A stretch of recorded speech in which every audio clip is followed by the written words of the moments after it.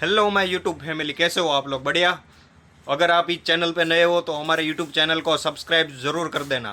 और अब आज हम आ गए हमारी ऑफिस पे।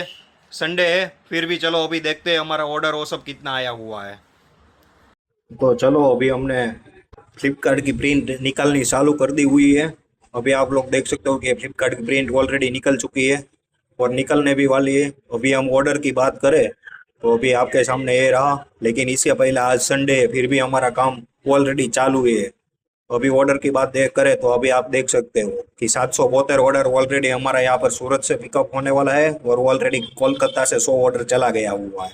कुल मिला के 768 ऑर्डर निकल चुका है। और अभी आप हमारा ये आज के दिन का ऑर्डर देखो, अभी ये सब मीशो और फ्लिपकार्ट का हमारा ऑलरेडी ऑर्डर आ चुका है। तो अगर आपको भी बाई करना है हमारा शर्ट तो फ्लिपकार्ट पे जाओ और वारीदेसी शर्ट लिखो, हमारा शर्ट आ जाएगा।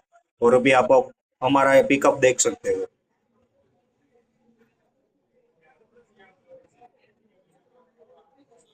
संडे है फिर भी हमारा ऑर्डर चालू ही रहता है, आप देख सकते हो। ये हमारा फ्लिपकार्ट का पिकअप है सारा पूरे का पूरा।